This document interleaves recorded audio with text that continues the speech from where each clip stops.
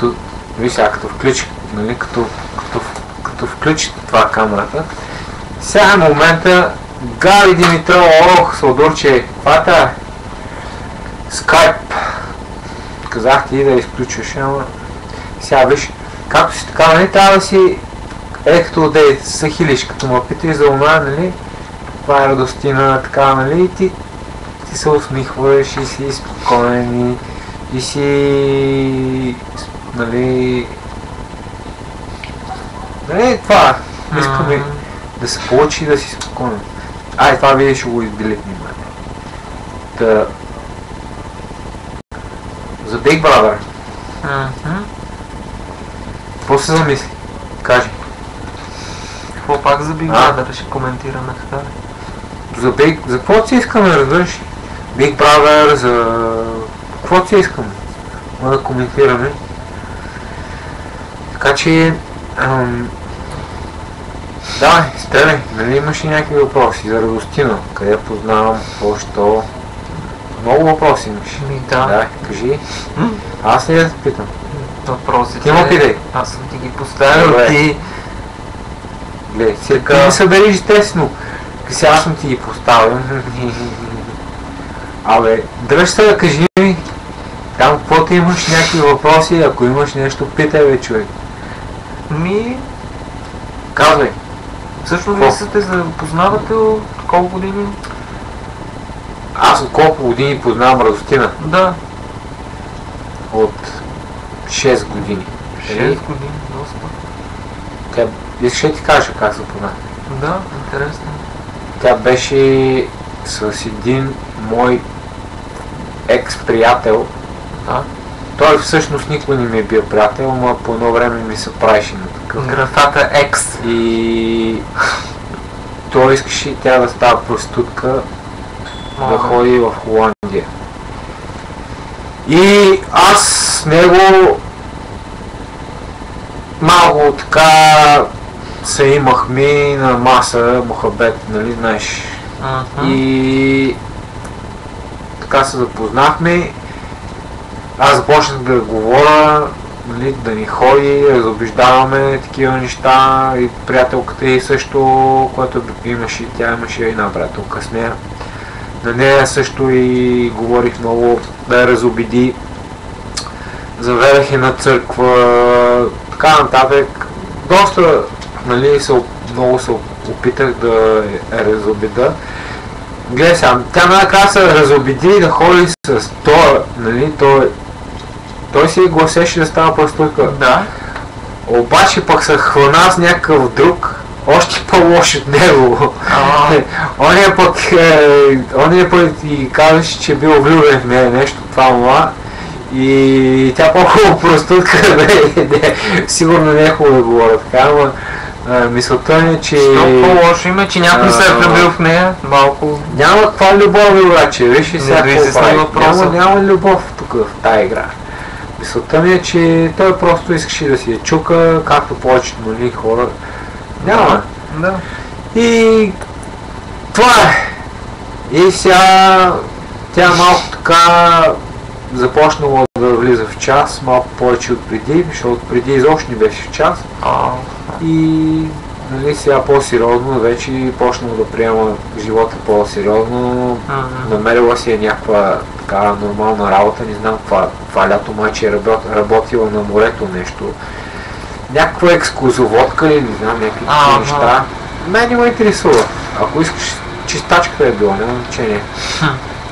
Да, ама нещо за класите говорим. Ама важното е, че така започнала да взима така нещата по-сериозно. Иначе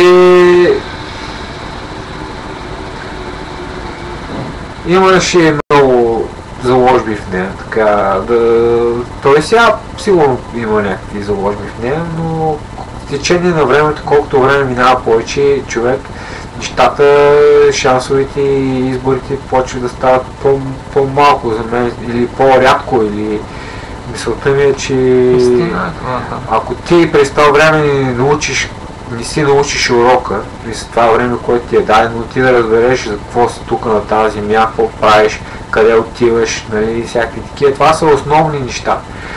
тогава, значи, изборите ти стават с течение на времето по-малко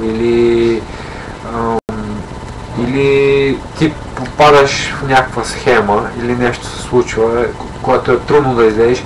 Обикновено най-лошата схема, това е схемата с децата.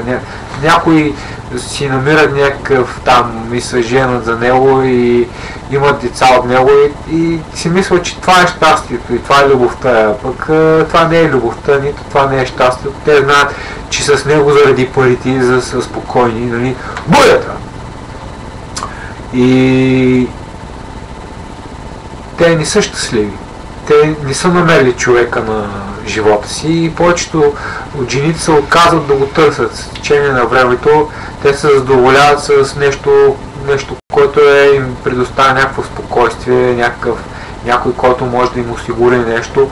И това е всеки ден, като излезе на улицата и се огледам и вие погледите на всички тия оплашени жени, които виждаш на улицата, те или търсят мъжа на мечтите си, или са оплашени, искат да се скрият някъде. И това е повечето, защото те живеят в грях, без да знаят, нали, че има щастие, има спокойствие, има Бог в този живот, всички тия неща.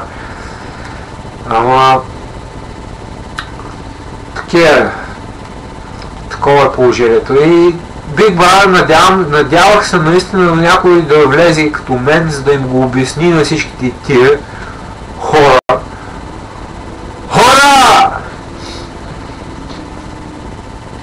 За какво сте тука? За какво се борите? За какво сте на тази земя? Wake up. И това е.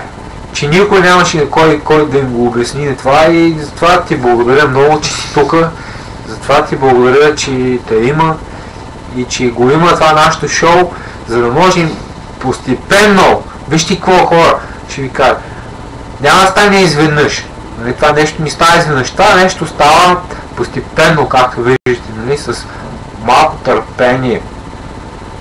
Първо едно малко клипче, такова като това, после още едно друго малко клипче, сега съм, нали, както кажа, с очила с шапка, друг път нямам с очила без шапка, но мисълта да разберат кои сме ние, Миро? Питон! Те първо ще бъдем Паз! Зърджик! Пловдив! Няма значение, бе, браче. Пловдив, София, Варна, Бургас. откъдето си Ню Йорк си селянин. Пидели, ти си най-големия селянин. Пидели. Така че няма значение откъде си, момчета, момичета. Важно е къде ще стигнеш. Не знаете за какво тук на тази земя, значи нещо много сериозно ви липсва. Това, което ние се опитваме да ви го дадем, нашата любов. Питон. Добре, ай стига с това Питон. Ай, Естаун, София, много. Няма значение, аз всички ви обичам. И знам, че има спасение, ние всички можем да живеем щастливо на тази земя. Нали така? Естествено. Какво каза да ни те чу?